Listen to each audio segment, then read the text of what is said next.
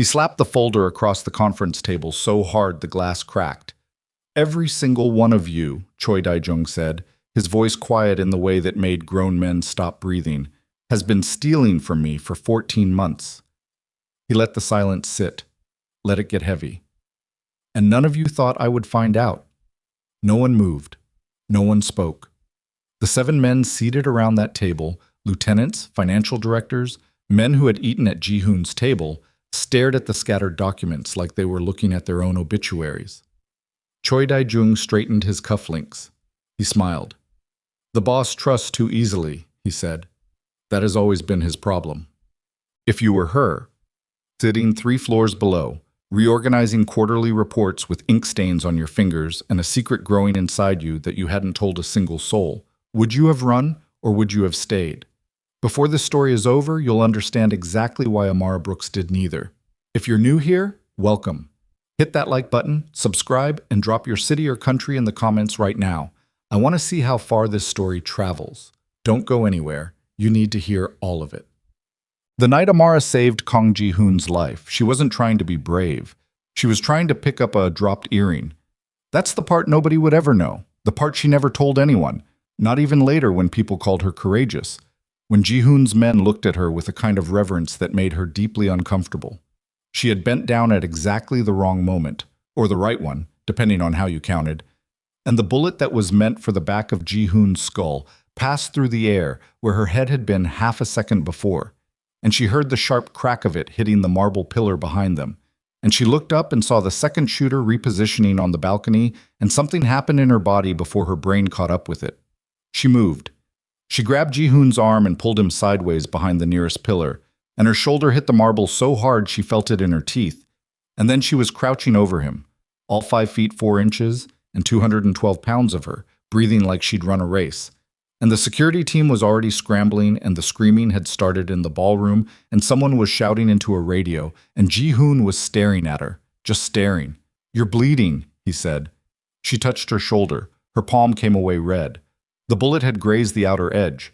Not deep, not life-threatening, but real enough that her whole arm was starting to shake. "I'm fine," she said, which was a lie, and he knew it, and they both knew it, and neither of them said anything else because the security team was surrounding them, and there was chaos on all sides, and her earring was still somewhere on the ballroom floor. She never did find it. That had been 6 weeks ago. In the weeks that followed, Amara had done what she always did when her life complicated itself beyond reasonable management. She made lists. She color-coded things. She arrived at work 40 minutes early, and she answered emails before Ji-hoon's first coffee was finished, and she kept her face carefully neutral during briefings. And she went home every night to her small apartment in Mapugu and sat on the bathroom floor and tried not to think about the thing she hadn't dealt with yet. The thing was 3 inches long and had 2 pink lines on it and was currently wrapped in a paper towel at the bottom of her bathroom trash can under approximately 4 days of tissues and an empty shampoo bottle. She'd bought 4 of them. All 4 said the same thing. She was 10 weeks along by her best calculation, possibly 11. The nausea had started 3 weeks ago, and she'd told herself it was stress, told herself it was the hours, told herself it was the mediocre takeout she'd been eating since she stopped having the energy to cook. She'd told herself a lot of things. The morning she finally admitted the truth to herself, she was in Ji-hoon's private elevator, riding up to the 41st floor with a coffee in each hand, and the smell of his dark roast, no sugar, the specific brand imported from a single estate in Jeju, hit her like a wall, and she had approximately 4 seconds to set both cups on the elevator floor before she was on her knees with her hand over her mouth. She made it. Barely. She spent 2 minutes on the elevator floor, forehead against the cool metal wall, and then she stood up, straightened her blazer, picked up both coffees, and walked into his office like nothing had happened. "You look pale," Ji-hoon said without looking up from his desk. "I didn't sleep well." He glanced up then. He had a way of looking at people that felt less like observation and more like inventory, cataloging, filing, deciding what was useful and what wasn't. Most people found it unsettling. Amara had learned to hold still under it. "You've been saying that for 2 weeks," he said. "I've been not sleeping well for 2 weeks." He held her gaze for a moment longer than felt comfortable. Then he looked back down at his desk. "Cancel the Busan call. Reschedule it to Thursday." "It's already been rescheduled twice." Then reschedule it a third time. Tell them I'm unavailable. They'll think you're avoiding them. I am avoiding them. He reached for his coffee without looking up. That's why I have a secretary. She wrote it down. She rescheduled the call. She walked back to her desk outside his office door and sat down and stared at her computer screen and thought, I cannot do this here. I cannot fall apart inside this building. Then she opened a new browser tab, typed in the name of a private clinic in Taiwan that she'd already looked up 3 times, and stared at the address until her vision blurred. The thing about Amara Brooks was that she had always been the kind of person other people underestimated. She knew it. She'd known it her whole life, growing up in Atlanta with a mother who worked doubles at a hospital and a grandmother who said things like, "Your back is stronger than your face, baby, so use it." She was not the kind of woman who walked into rooms and stopped conversations. She was the kind of woman who walked into rooms and immediately found whatever needed organizing, whatever was missing, whatever gap needed filling without anyone having to ask. She had a master's degree in international business that she'd finished in 2.5 years while working part-time at a translation firm. She spoke 4 languages, 2 of them fluently, 1 of them well enough to read legal contracts. She had come to Seoul on a 2-year contract position with a legitimate investment holding company and had been so efficient, so quietly indispensable, that when the holding company turned out to be a shell front for something considerably less legitimate, she had already been embedded deep enough in the organization's administrative infrastructure that extracting her would have created more problems than keeping her.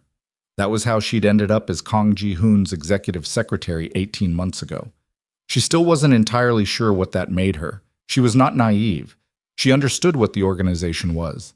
She'd understood it within her first 3 months, when she noticed the pattern of certain transactions, when she sat in on certain meetings that officially concerned investment portfolio management and involved men who wore their suits like they'd been born in them and spoke about risk in ways that had nothing to do with the stock market. She had filed that knowledge somewhere deep and separate from her daily functioning and had decided, with the deliberate practicality that defined her, that she was an administrative professional doing administrative work and that what she did not pursue did not follow her home. It had worked for a while. Then Ji-hoon had looked at her across a conference table during a budget review, a meeting she'd attended because his previous secretary had quit and he needed someone to take notes, and she was the only one available, and said, without any particular inflection, "You caught the error in the Macau projections, the one 3 pages in. None of my directors mentioned it." "It was off by 11 million won," she said. "Yes." "Someone put the decimal in the wrong place." "Yes." He'd paused. "Was it intentional?" She had hesitated, just for a second, long enough for him to notice. "I don't know," she said. He had looked at her for a very long time. Then, "You'll start Monday." That was 18 months ago. She hadn't looked for the exit after that.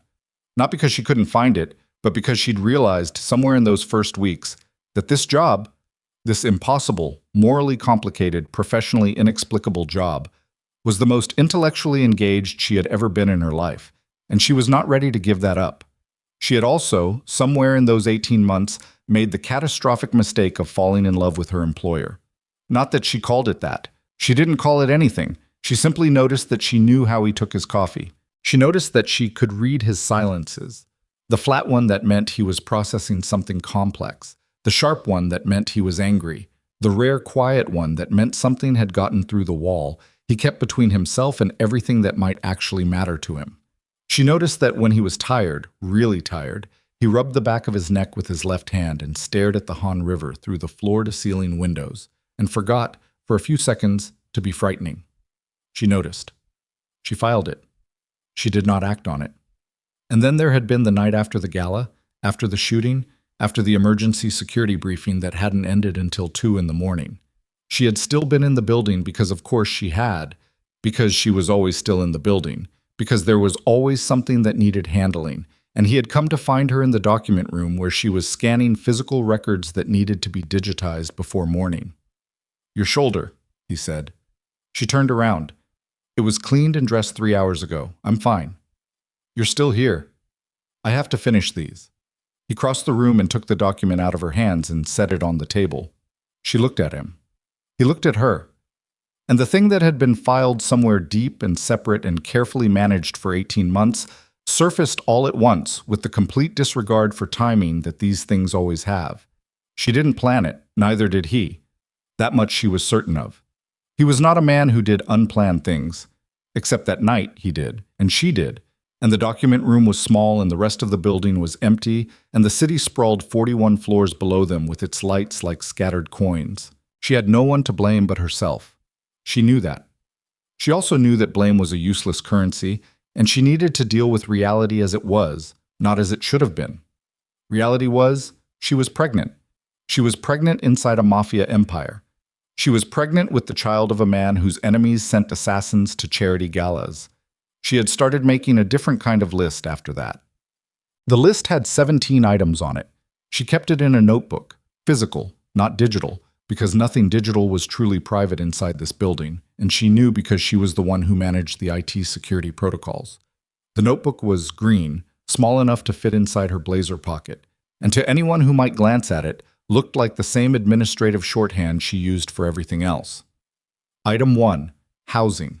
She'd been researching apartments in 3 different cities. Not Seoul, not anywhere Ji-hoon's organization had significant presence. She'd been doing it carefully, through third-party rental platforms, from her personal phone on her personal data connection. Item 3. Finances. She had money. 18 months of a salary that was more than her value probably warranted, plus the substantial danger bonus Ji-hoon had deposited into her account after the gala without saying a word about it, plus the savings she'd maintained since graduate school. She could last 18 months without working, longer if she was careful. Item 7. The baby. She stopped writing after item 7 most nights. That was where the list fell apart, and the feeling she refused to name took over, and she sat on her bathroom floor and breathed carefully and waited for it to pass. She was 31 years old. She had wanted children eventually, in the abstract, future-oriented way you want things when the immediate present is too consuming. She had not wanted them like this. She had not wanted them inside a war. But she was not going to make the other choice. That was the one thing she was certain of, the one item on the list that had never wavered. She was keeping this baby, and she was going to get it somewhere safe, and she was going to do it before Ji-hoon figured out what was happening. Because if he knew, she could not predict what he would do, and unpredictability in men like Ji-hoon was the most dangerous thing in the world. She was going to leave. She just needed 3 more weeks. The embezzlement records were not something she was looking for. She was preparing the quarterly board package, pulling financial summaries from the subsidiary reporting system, the way she did every quarter. The routine that took her 2 days and involved 17 different reports and a verification checklist she'd built herself. When she noticed the number. It was in the infrastructure fund, a line item marked maintenance and capital improvement for a property holding in Incheon. 2,400,000,000 won. She cross-referenced it against the previous quarter. The same line item had been 700 million. She stared at it. Then she pulled the quarter before that. 430 million. Then the one before that. 210 million. She opened a blank spreadsheet and entered the numbers. She looked at the progression. Then she pulled the actual property records for the Incheon holding. The property had been vacant for 11 months. Amara sat back in her chair and looked at what she'd found and felt the particular cold clarity that came over her when something important became undeniable. She'd felt it before, in graduate school, running numbers on a case study, in her first month here, seeing the Macau projections. It was the feeling of a pattern revealing itself. Someone was siphoning money, systematically, through maintenance accounts that wouldn't draw immediate scrutiny. The escalating amounts suggested either growing confidence or growing desperation, and neither option was comfortable. She should have closed the file. She should have marked it as reviewed and moved on to the next report. Instead, she opened the source documentation. The authorization signatures on the inflated invoices traced back to 3 different directors. One of them was Choi Dae-jung, who had been Ji-hoon's head of financial operations for 6 years. One of them was Park Sung-min, his chief of security logistics. The third was a name she had to check twice because it was so unexpected, Lee Jae-won, whose title was officially Senior Investment Advisor, but who attended every inner circle meeting and who Ji-hoon had once, without elaboration, called the only person in this building who has never lied to me. Her hands were very steady. She noted that. Her hands were steady, and her heartbeat was measured, and the nausea that had been her constant companion for the past 3 weeks was nowhere present. And she thought, this is shock. I am in shock, and it's presenting as calm. She photographed each page with her personal phone. She did it methodically, making sure each image was clear, each signature visible, each date legible. She did it the way she did everything, without rushing, without shortcuts, until the job was complete. Then she closed the files, saved the quarterly board package as normal, and sent it for review. She sat at her desk for 4 minutes and 20 seconds. Then she stood up, walked to the kitchen, poured herself a glass of water, and stood at the window and watched the Han River and thought, someone inside this building is going to kill Ji-hoon, and the man who is supposed to protect him is helping them do it. She thought about her green notebook, about item 1 and item 3 and item 7, about 3 more weeks. She thought about this look on Ji-hoon's face in the parking structure after the gala. Not the professional face, not the face he used for everything, but the other one, the one he'd turned on her in the document room when he thought no one was watching. The one that looked like something he'd forgotten how to be. She pulled out her phone. She looked at her notes. She added item 18. She underlined it twice. Finish building the case before you go. She pressed her palm flat against the cool glass of the window and looked at the city and made herself breathe. Somewhere in this building, men were planning a murder. Somewhere in her body, a child was growing that didn't know any of this yet. She had 3 weeks. She was going to need to be very, very careful. Amara did not sleep that night. She lay on her side in the dark of her apartment in Mapogu and stared at the wall and listened to the city outside her window.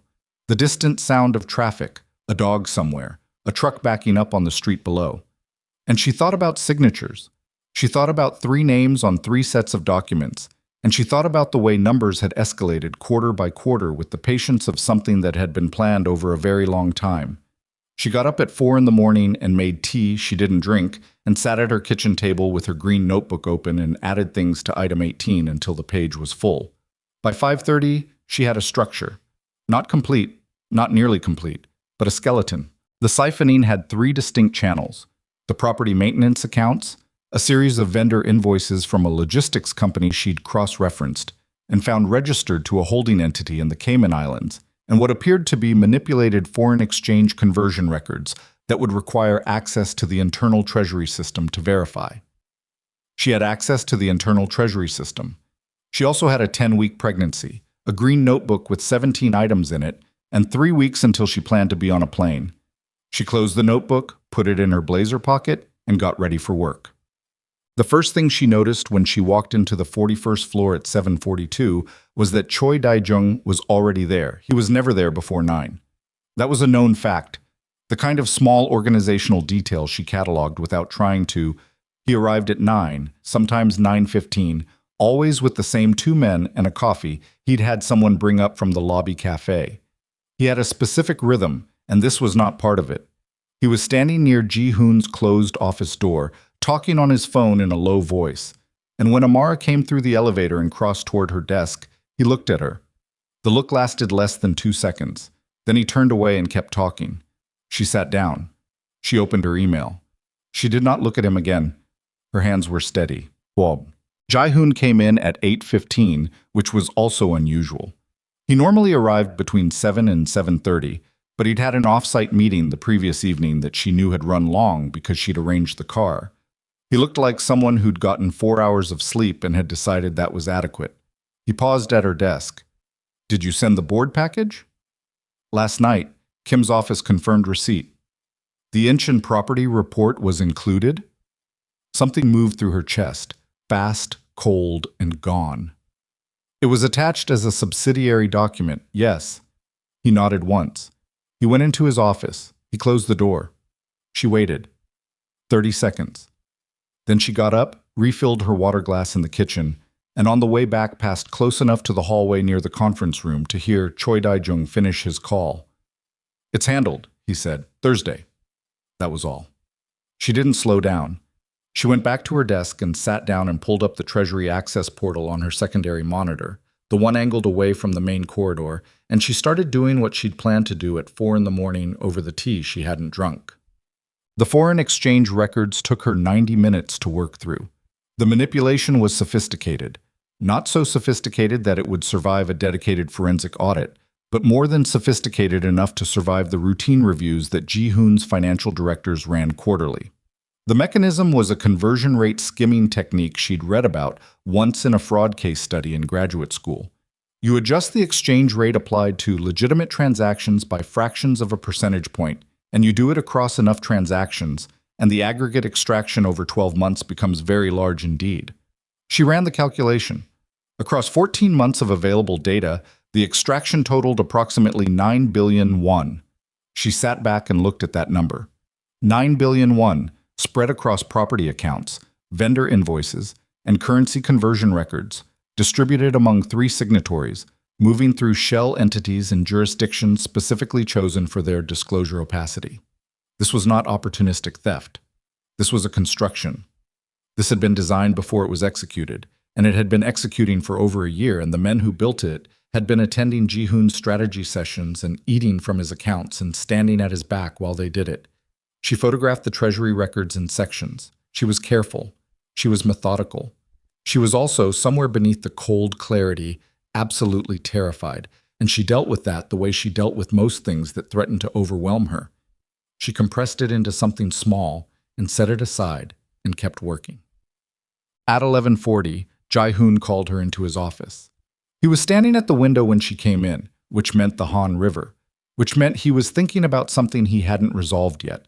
She'd learned to read those windows. She'd learned to read most of him, and she hated that she had, because it made everything harder. "Close the door," he said. She closed it. "Sit down." She sat in the chair across from his desk. He didn't turn her around immediately. She waited. "The Incheon property," he said. "The maintenance figures."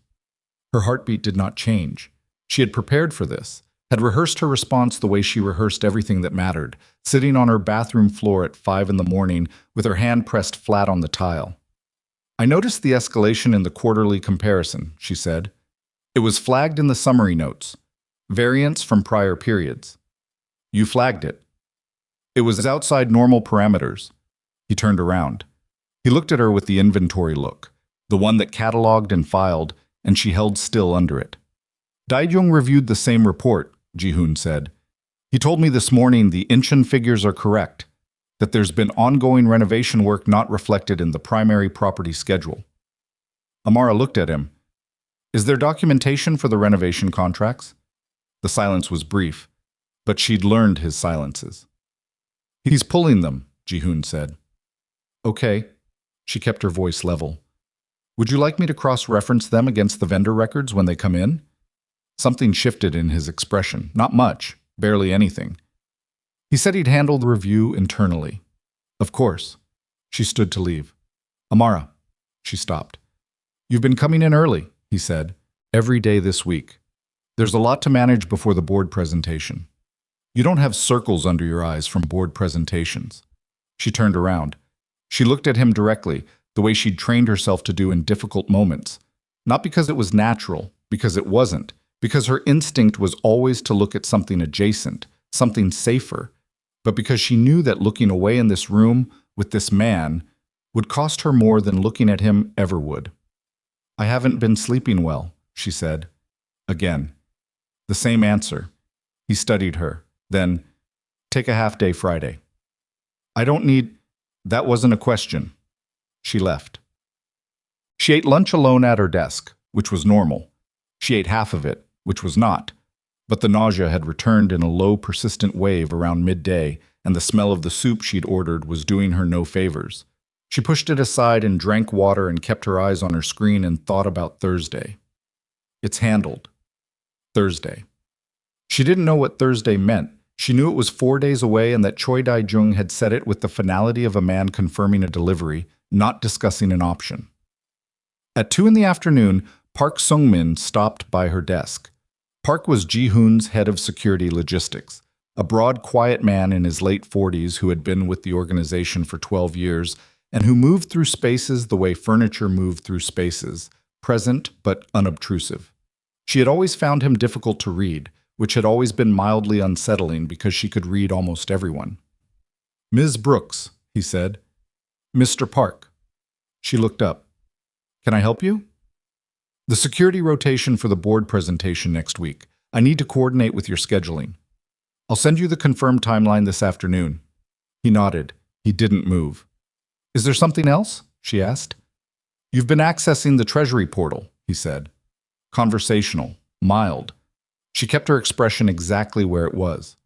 The board package required Treasury summary data. I pulled the standard quarterly extracts. The access logs show extended sessions. 3 hours this morning.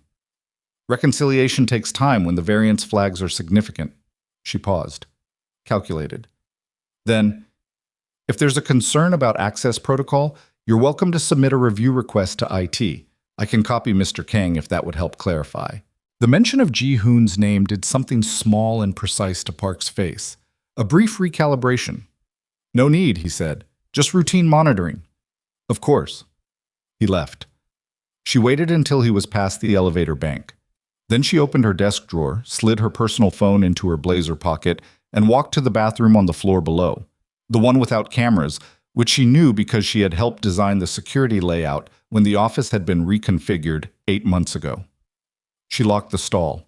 She sat down on the closed toilet lid with her phone in her hands and breathed. They knew she'd been in the Treasury records. Or they suspected. Park Sung-min had just walked up to her desk with a casual question and a pair of eyes that were doing something other than asking a casual question.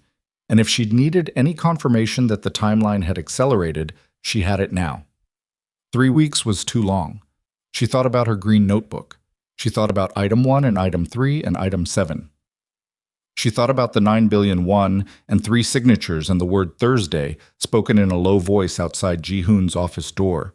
She opened her phone and sent a message to the private email address she'd set up 2 weeks ago through a VPN on a server she'd paid for in cash at a convenience store in Sinchon. The email went to a contact she'd cultivated carefully, a forensic financial consultant she'd found through a professional network, someone with credentials and discretion, someone who did not know her real name. The message said, "Timeline moved. I need a secure drop within 48 hours." She sat in the stall for another 2 minutes.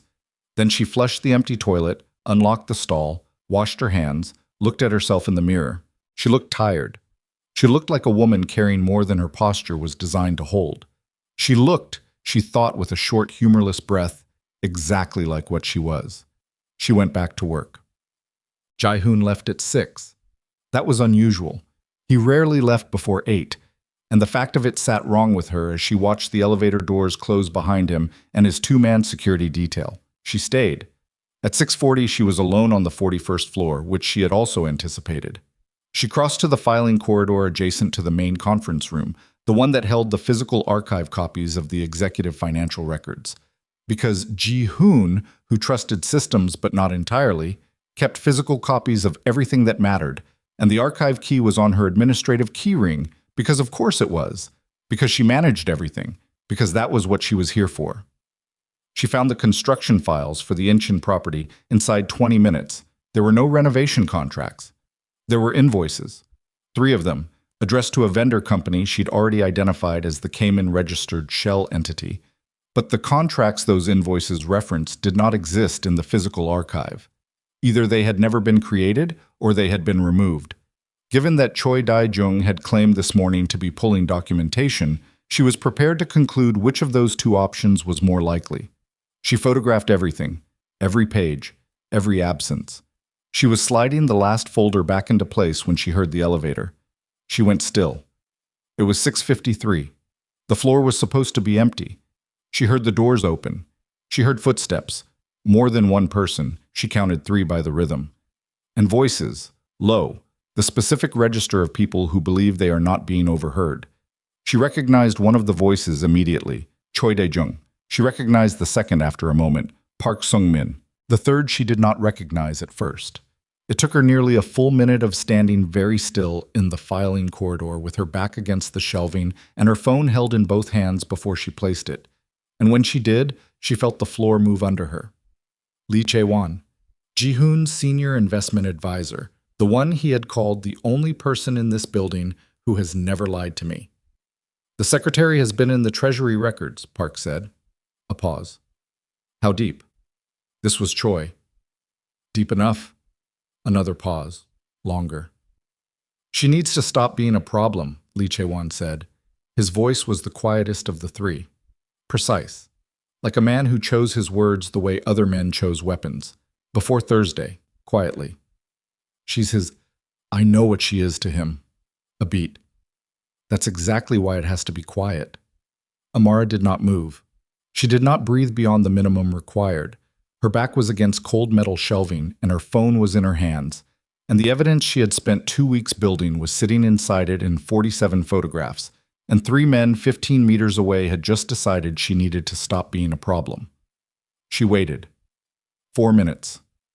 The voices moved away, back toward the elevator bank. She heard the elevator arrive, heard the doors close. She waited another 90 seconds. Then she walked, not quickly, because quickening your pace was something cameras noticed, directly to her desk, collected only what was already in her bag, and went to the elevator and rode it down to the lobby and walked out of the building into the cold Seoul night. She walked 2 blocks before she stopped. She was in front of a convenience store, its fluorescent light washing out over the sidewalk, and she stood under that light and breathed and pressed her hand flat against her stomach, which she had not done before, not consciously, not where anyone could see. Before Thursday. Quietly. She had not wanted to use Ji-hoon. She had planned to leave without using him, without asking him for anything, without pulling him into the collision between her departure and his disaster. She had planned to file the evidence with an external authority and be gone before anyone connected it to her. That plan was finished now. She pulled out her green notebook. She looked at item 18, underlined twice. She crossed it out. She wrote beneath it, in handwriting that was slightly less steady than usual, "Tell him." Then she stood on the sidewalk outside a convenience store in Mapogu, with the city moving around her the way cities always moved, indifferent, continuous, without pause for anyone's crisis. And she thought about what telling him would cost her. She thought about the document room and the scattered lights of Seoul 41 floors below. She thought about the look on his face that she'd filed under Do Not Access for 6 weeks. She thought about a child who did not know any of this yet, and who was, regardless of everything else, already real. She thought about 3 men standing in a dark office and the precision of the word quietly. She started walking. She did not go home. She went back to the building, took the elevator to 41, walked past her desk without stopping, and knocked on Ji-hoon's office door, even though she'd watched him leave 2 hours ago. Because sometimes he came back. Because he always came back. Because this building was the one thing in his life that never required him to be anything other than what he was. The door opened. He was standing there in his shirt sleeves, jacket gone, the look on his face of a man interrupted mid-thought, and before he could say anything, she said, "I need you to close the door. I need to show you something, and I need you to let me finish before you say anything." He looked at her face. He looked at her hands. She realized she was gripping her phone so hard her knuckles had gone pale. He stepped back. He let her in. He closed the door. She pulled up the photographs on her phone, set it on his desk, and said, "Choi Dae-jung, Park Sung-min, and Lee Jae-won have been siphoning 9 billion won from your organization for 14 months. I found the records 2 days ago. Tonight I overheard them discussing eliminating me before Thursday." She paused, took one breath. "I have documented evidence for all 3 channels. I can walk you through every figure." Ji-hoon did not move. He looked at the phone. He looked at her. "And the second thing," she said, because she had decided in the elevator that she was not going to do this by halves, that she was already past the point of managed exposure, and the only direction now was through, "I'm pregnant. It's yours. I wasn't going to tell you because I was planning to leave. I'm not telling you now because I want something from you." Her voice was steady. She was proud of that later. "I'm telling you because you need to know what they'll use against you if they find out before you deal with them." The silence in the room was the particular silence of something irrevocable. Ji-hoon stood very still. His face had gone through something she couldn't fully read. The inventory look fractured for a moment into something raw, something that looked almost like a man who had been braced for impact and found the direction wrong. And then it closed again, sealed, and he reached across the desk and picked up her phone and looked at the photographs. He looked at them for a long time. When he set the phone down, his voice was very quiet. "How long have you been building this?" "Since I found the first record, 2 days ago." "The pregnancy?" 10 weeks, maybe 11. He looked at her. She looked back. Neither of them looked away. "You were going to disappear," he said. It wasn't a question. She answered it anyway. "Yes." The quiet stretched between them. Outside the window, Seoul went on the way it always did. The river, the lights, the indifferent, beautiful continuity of a city that did not pause. "You should have come to me the moment you found those records," he said. "I know." "You should have told me about the pregnancy." "I know." "Weeks ago." His voice did not rise. That was the thing about Ji-hoon's anger. It never rose. It went the other direction, down into something colder and more dangerous than volume could reach. "You've been carrying all of this alone." "I'm used to it." He looked at her like that answer had cost him something. "Not anymore," he said. He didn't ask her to sit down again. He didn't pace, didn't reach for his phone, didn't do any of the things she might have expected from a man who had just been told that 3 of his most trusted people were stealing from him, and that the woman standing across his desk was carrying his child. He stood exactly where he was and looked at the photographs on her phone one more time, scrolling slowly, and the only thing that moved was his jaw, a slight tightening along the left side. The one tell she'd cataloged in 18 months that meant he was doing the work of not reacting. Then he set the phone down and said, "Sit." This time, she sat. He pulled his own chair around to her side of the desk, which he had never done before in her presence, and sat close enough that she could see the exact quality of his exhaustion. Not physical, something deeper, the kind that came from recalibrating a world you thought you understood. "Walk me through it," he said. "Everything, from the first number." She did. It took 40 minutes. She was precise, sequential, without editorializing, the same way she'd have walked him through a board presentation. Here is the data. Here is the pattern. Here is what the pattern indicates. She watched him absorb it. She watched the inventory work through what she was giving him and find it credible, and then find it worse than credible and arrive somewhere she couldn't fully name. When she finished, the room was very quiet. "Lee Jae-won," he said. Not a question, just the name, turned over. "Yes." He looked at the window, the river. 14 years, he said. She didn't say anything. There was nothing useful to say. "He was at my father's funeral," Ji-hoon said. "He was the one who told me—" He stopped. His jaw tightened again. "It doesn't matter." "It matters," she said quietly. "You don't have to pretend it doesn't." He looked at her. The look was different from the inventory. Briefly, visibly different. Something unguarded passing through it before the wall came back up. "You said they discussed eliminating you before Thursday."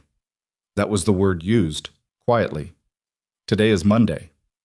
"Yes." He was already reaching for his desk phone when she said, "If you move on them too soon and they realize the investigation has been exposed, they'll destroy the financial trail. They've had 14 months to build contingencies. You need the evidence preserved externally before you touch them." He paused. His hand was on the receiver. He looked at her with something that might, in a different man, have been called respect. "I've already initiated an external drop," she said. "A forensic financial consultant. Secure channel. I sent the first package tonight before I came back." He put the phone down. "Without telling me." "I was going to leave," she said. "I told you that." "You were going to hand evidence of a coup inside my organization to an external party and disappear. I was going to make sure the evidence reached someone who could use it without getting killed first." She held his gaze. "That was the plan. The plan has changed." He was quiet for a moment. Then, "How much does the consultant have?" "The property records, the vendor invoice chain, and the FX manipulation data. Not the audio from tonight. That's still on my phone." "Can you get him the rest?" "Within the hour." He nodded once. Then he picked up his cell phone, the secondary one, the one she knew was routed through a separate secure network, and made a call that lasted 90 seconds. She did not try to hear what was said. When he hung up, he said, "You're not going home tonight." "My apartment. If they've decided you're a problem, your apartment is the first place they'll look." She opened her mouth, closed it. He was right, and she knew he was right. And the specific frustration of being right and having someone else be more right was one she was familiar with. "There's a secured residence on the 23rd floor of the East Tower," he said. "It's used for witness logistics. It's not on any public record." "I know about it," she said. "I arranged the utilities contract." Something close to dark amusement moved across his face. Of course you did. I'll need to send someone for my things. Make a list. Someone will go tonight. He paused. The green notebook. She stilled. How do you know about... You've had it in your pocket every day for 3 weeks. You write in it when you think no one is watching. He looked at her evenly. I watch everything in this building. You know that. She did know that. She had known that and had told herself the notebook was small enough, the handwriting compressed enough, that its contents were not visible at a distance. She had apparently miscalculated. It has personal items, she said. I know. His voice was flat and not unkind. Get it to me along with anything else that documents what you've found. I want it all in one place. She pulled the notebook from her blazer pocket and set it on the desk between them. He didn't pick it up. He looked at it for a moment the way people look at things that are not what they expected. Item 7, she said. She didn't know why she said it. He looked at her. I haven't read it. I know. She picked the notebook back up, opened to the last page, wrote the external consultant's secure contact information and the encryption key for the file transfer, tore the page out cleanly, and handed it to him. That's what you need. She kept the rest. The secured residence was smaller than her apartment and more deliberately anonymous. No art on the walls, furniture chosen for function rather than any coherent aesthetic.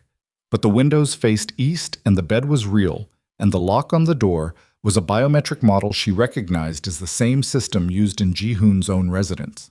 She sat on the edge of the bed at 11:40 and transmitted the remaining evidence files to the external consultant's secure address, and then sat with her phone in her hands and stared at the wall. 11 weeks. She did the math again, which she'd been doing periodically for 2 weeks as though the result might change. It hadn't changed. She pressed her palm flat against her stomach, that gesture again, the one she kept making without deciding to, and breathed. Not anymore, he'd said. She didn't know what that meant. She didn't know if it was a promise or a statement of intent or something he'd said in the moment without knowing what shape it would take.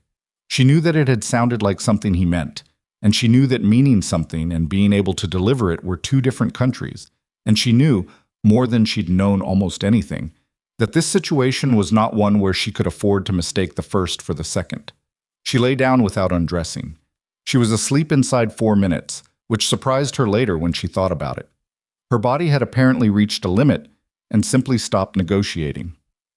She woke at 5:52 to her phone vibrating.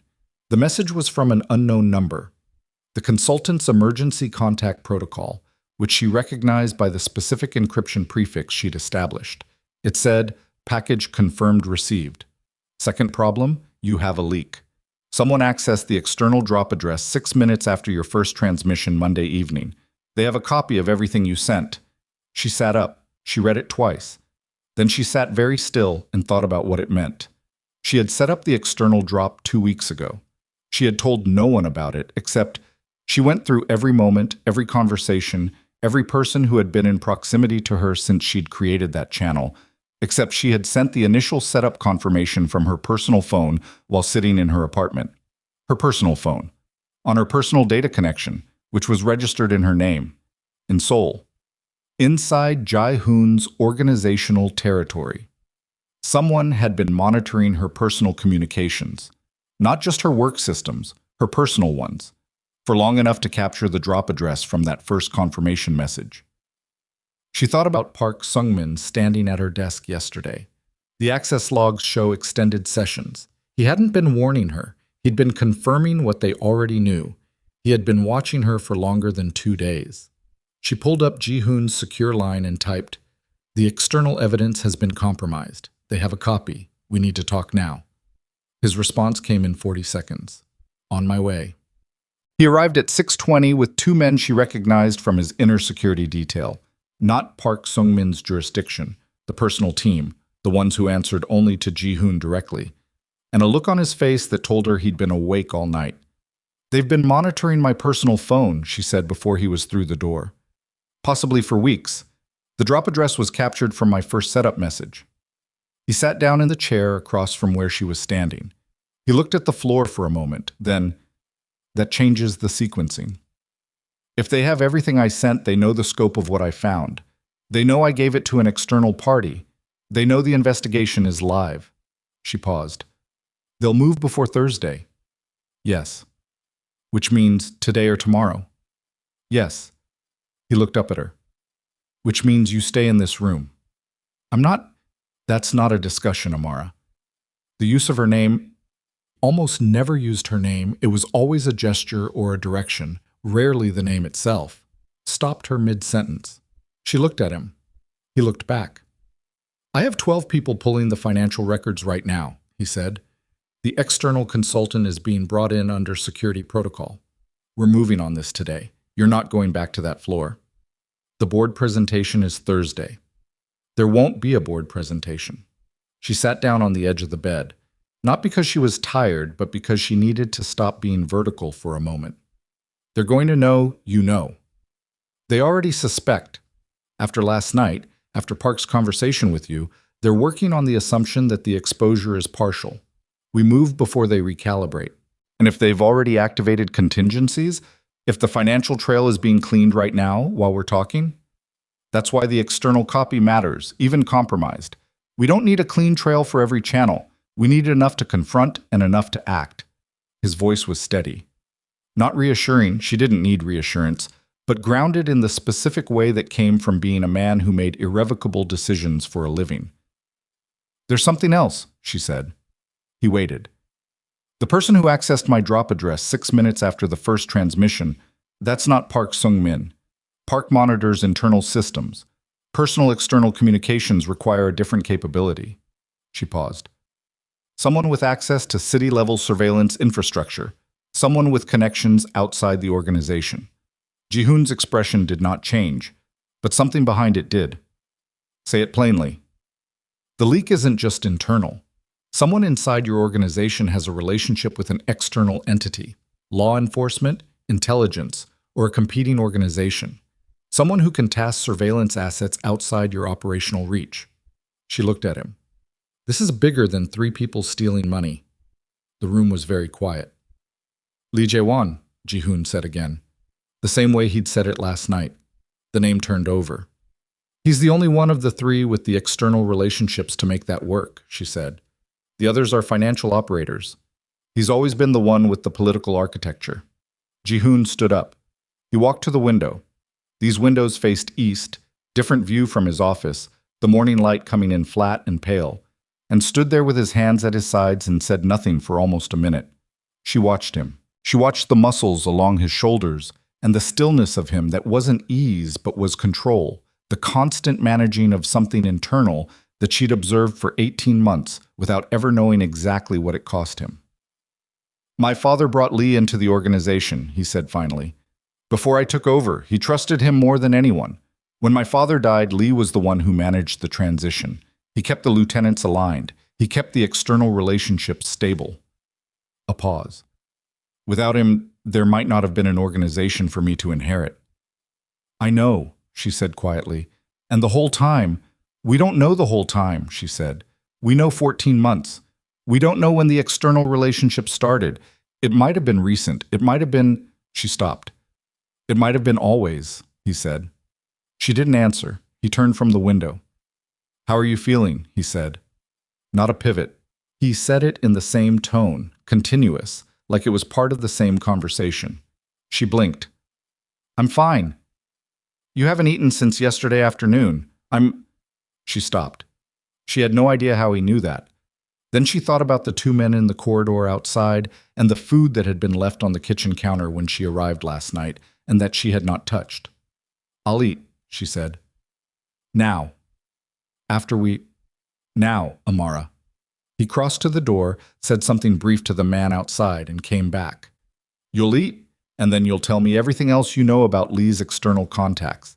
Everything, even things that seem peripheral. I might need paper. He produced a notepad from the desk drawer and set it in front of her without comment. She picked up the pen. Her handwriting was neater than usual. She'd noticed that about herself.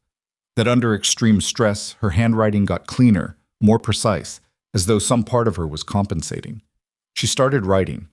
He sat across from her and read as she wrote, and the morning came in through the east windows, pale and relentless, the way Seoul mornings always were. By 9:15, 4 things had happened. Ji-hoon's personal security team had quietly relieved Park Sung-min of his access credentials under the pretext of a system security audit, a protocol Amara had actually written 18 months ago for exactly this kind of internal compromise situation. She noted the irony without pleasure. The external consultant had transmitted a verification that the evidence package was preserved in 3 independent encrypted locations outside Korean jurisdiction.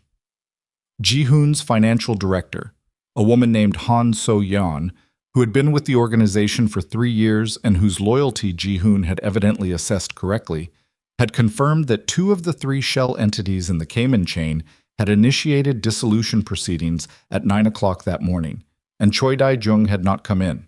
That last one was what broke the controlled pace of the morning. Amara heard it from Ji-hoon's security lead, a concise man named Bae who communicated in short declarative sentences and had the eyes of someone who had stopped being surprised by human behavior decades ago. And she stood up from the chair where she'd been going through Lee Jae-won's external correspondence logs and said, "They know." "We don't know that." "He never misses without notification. In 18 months, he has never failed to appear or send word. Something changed." She was already moving toward the window, not to look out but to think. If they've been monitoring me and they pulled the drop address, and they've been watching the internal systems, they would have seen the credential suspension on Park, even under audit cover. Bae looked at Ji-hoon. Ji-hoon looked at Amara. "The vault documentation," she said. "The physical copies in the archive. I pulled files last night. The folders I accessed. If someone checks the archive this morning and notices what's been pulled, someone will have checked," Ji-hoon said. "Then they know exactly what I have, and they know you have it now." She pressed her fingers against the side of her neck, a habit she hadn't known she had until this moment. "They're not waiting for Thursday." The room moved, not literally, but that was how it felt. A collective recalibration, every person in it shifting weight, adjusting. The way a room shifts when the fire alarm goes off and everyone decides simultaneously that this is real. Ji-hoon was already on the secure line. Bai was at the door. One of the other men was speaking in rapid low tones into his earpiece.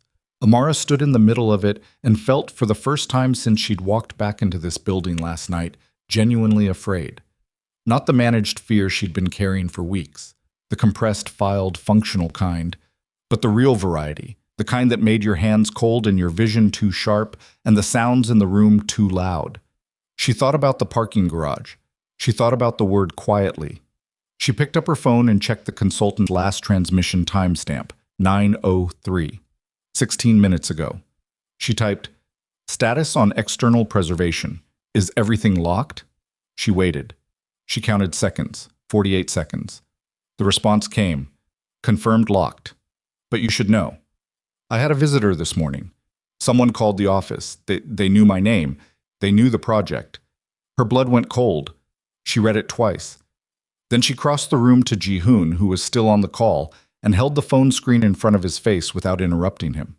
He read it. His jaw tightened. He ended his call. "They have the consultant's identity," she said, "which means they have the evidence structure, which means they know we know everything, and they know we've tried to protect it externally, and the only move left for them now is acceleration," Ji-hoon said. "Yes."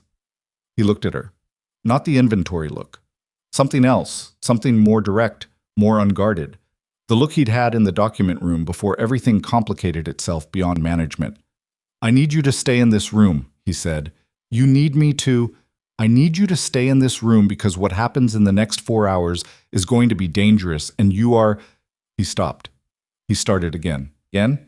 You are not expendable. You understand me?" She looked at him. She was 31 years old, and she had spent her entire adult life being the person who filled gaps, who covered ground, who stayed after everyone else left because there was always something left to do. She was not accustomed to being told to stay. "The consultant's contact details are on that notepad," she said. "The second emergency number is Amara. Under the address on the 3rd line. There's a verification code he'll ask for. It's the date format of the Incheon property's last inspection, month, day, year." "Amara, stop." She stopped. He put his hand on her arm.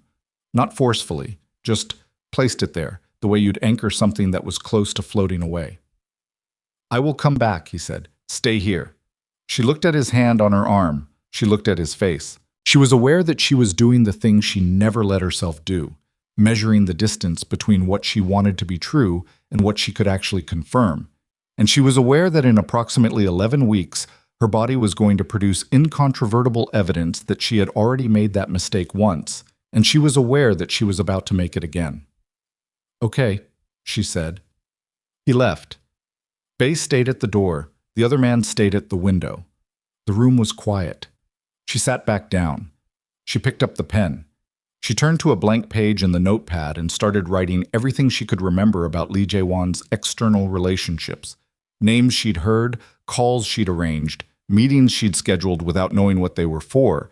Because if the next 4 hours went wrong, someone was going to need a record, and she was the one who had. She kept writing. That was the only thing she could control, so she controlled it absolutely. The pen moved across the notepad in her neat, compressed handwriting, and she wrote every name she could retrieve, every call she'd scheduled for Lee Jae-won in 18 months, every meeting that had required arrangements she'd been given without full context, the car to a private address in Gangnam-gu on a Tuesday afternoon, the restaurant reservation made under a name that was not Lee's, the encrypted correspondence she'd been asked to courier physically to a building she'd never been given the purpose of. She wrote for 20 minutes without stopping. Bay said nothing from the door. The other man, she didn't know his name, he hadn't offered it, and she hadn't asked, stood at the window and watched the street below with the specific stillness of someone trained to wait. At 9:51, her phone vibrated. The consultant again. "I'm relocating the files to a secondary server." The caller knew details of the Cayman chain. "This is not a guess. They have the structure. Recommend you treat all previously discussed channels as compromised." She typed back, "How did they get the chain details?" His response took 3 minutes. "The only way they could have the chain details is if someone inside your organization had access to the same source documents you gave me.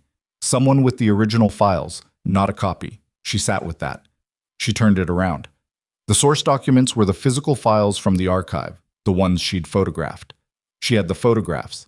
Ji-hoon had the photographs. The consultant had the photographs. And whoever had accessed her external drop address had the photographs.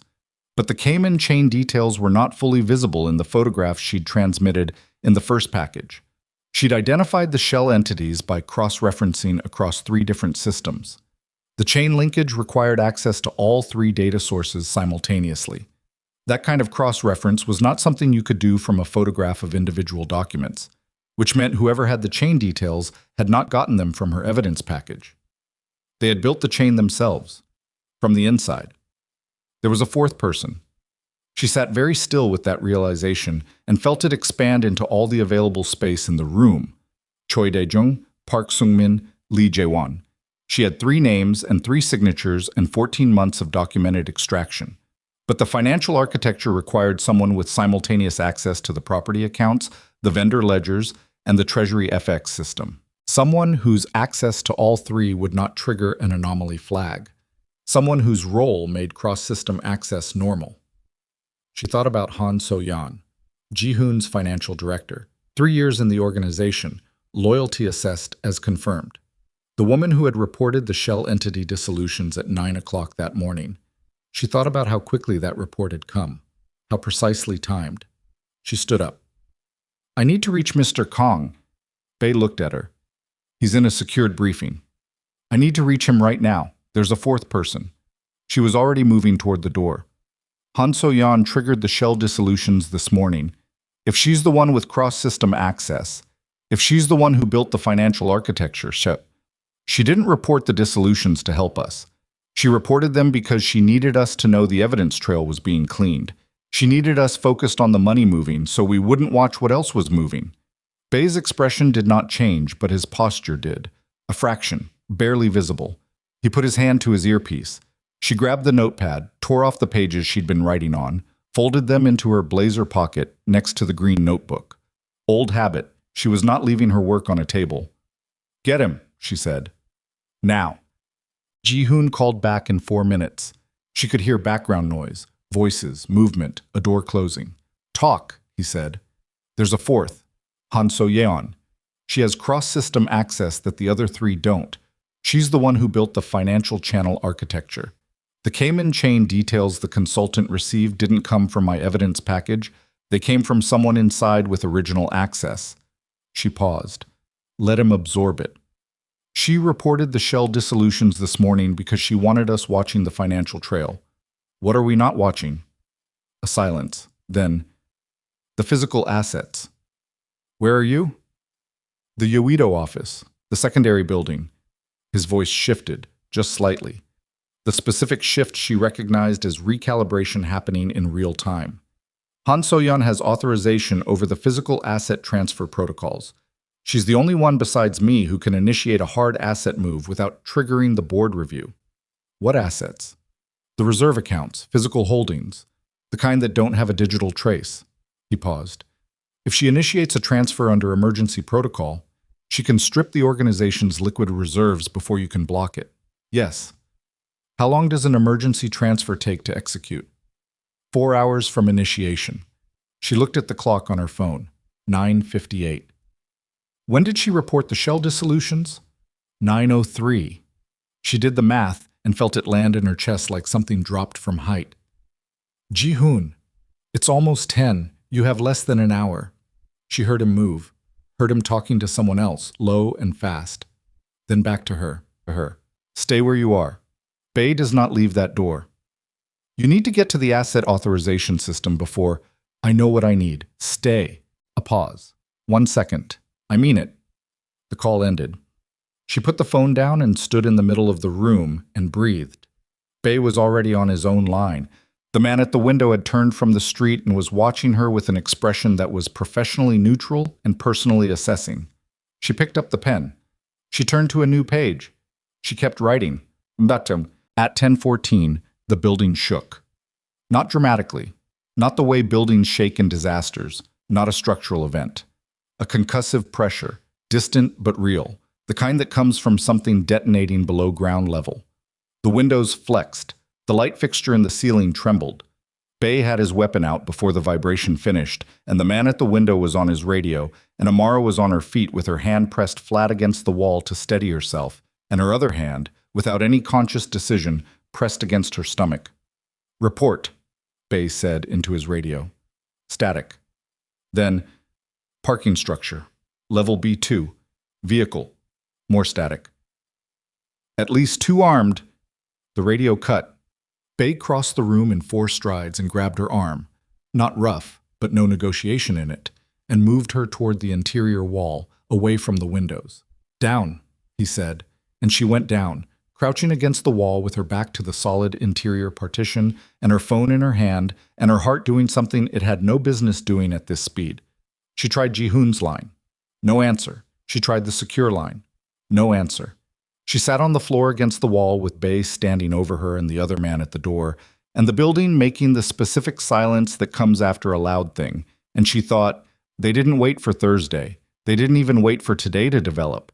They had a contingency already running, and we walked into it by moving first, and they triggered it the moment they knew we knew. She thought about Ji-hoon in the Yoedo office. She thought about the asset authorization system and the 4-hour window and the parking structure on B2, and what a vehicle detonation in a secured building meant in operational terms. It meant they were already inside. She grabbed Bae's sleeve. He looked down. The Yoedo building, what's the security status? He pressed his earpiece. His face did not change, but his breathing did. The faintest alteration, the kind you only notice if you've spent 18 months learning to read rooms and the people in them. Compromised, he said. He's there. Teams are moving. How many teams? He didn't answer. That was an answer. She got to her feet. He put his hand on her shoulder. She looked at the hand and then at his face and said very clearly, I have evidence on this phone and in this notepad that will determine whether this organization survives what's happening right now. I am not a civilian and I am not cargo. Tell me what is actually happening. Bae looked at her for a long moment. He was, she thought, a man who weighed things quickly and accurately, and whatever he weighed in that moment resolved in her favor. Armed incursion, Yoedo office, 3 confirmed hostiles minimum, he said. Mr. Kang's personal detail was separated from him in the parking level transition. He's on the 44th floor. Elevator access has been cut. Stairwell? Hostiles are on 38 and climbing. She looked at the notepad in her hand. She looked at her phone. She thought about 6 floors of stairwell and armed men climbing, and Ji-hoon on 44 with however many of his personal team had made it up with him. She thought about a baby who did not know any of this yet. "Your fastest route to the Yoido building," she said. "How long?" 7 minutes. "What do you have in this room?" Bae looked at her steadily. Then he opened the case. She hadn't noticed him set down by the door when they'd arrived, and she saw what was inside, and she thought, 18 months in this organization, and I still underestimate what preparation looks like. "I'm coming with you," she said. "Ms. Brooks, I have the financial evidence that is the only reason any of this is happening. If Ji-hoon doesn't survive this, someone needs to get that evidence to an authority that will use it, and that someone cannot be anyone in this organization because everyone in this organization is currently a variable." She held his gaze. "I am the only constant. Take me with you or I'll follow you on foot and be considerably more vulnerable. Your choice." He looked at her for 3 seconds. Then he closed the case, picked it up, and said, "Stay on my left. Do not separate. If I tell you to stop, you stop." "Understood." They moved. The 7 minutes felt like 30. Bae drove in the particular way of someone trained for it, not reckless, but absolute in his use of every available gap, every amber light, every momentary opening in Seoul morning traffic. And Amara sat in the back and kept her phone active and tried the secure line every 90 seconds and got nothing. At minute 4, she got a text, not from Ji-hoon, from a number she didn't recognize, a Seoul prefix, no contact data. It said, "If you're trying to reach Kong, tell him to stop. He cannot win this. Tell him Lee is willing to discuss terms." She read it. She read it again. She photographed it and transmitted it to the consultant's secure channel for preservation, and then she typed back, "Who are you?" The response was immediate. "Someone who doesn't want him dead if it can be avoided. Terms mean everyone walks away. Tell him." She showed the screen to Bae without comment. He glanced at it without taking his eyes fully off the road. His jaw moved slightly. He said nothing. She typed, "If Lee wanted terms, he would contact Ji-hoon directly." Response: "Ji-hoon is not currently in a position to receive calls." The cold that moved through her was physical. She kept her hand steady by an act of will that cost her something she'd measure later. What does that mean? Response: "It means tell him to stop before the situation becomes irreversible." She put the phone down. She looked at the back of Bae's head. She said, "Someone is trying to negotiate a surrender, which means they haven't achieved their objective yet." "He's alive," Bae said, flat, certain. "They want him to stop something. What can he do from the 44th floor that they can't stop?" Bae's hands tightened on the wheel. "The override." She waited. "The master organizational override. If he initiates it from the executive terminal on 44, every asset, every account, every authorization in the system locks under his sole biometric. No transfer, no access, no movement. Nothing executes without him." A pause. "Not even Han So-yeon's emergency transfer. Can he do it from up there? If the terminal has power, if they haven't cut the floor's systems. They cut the elevator.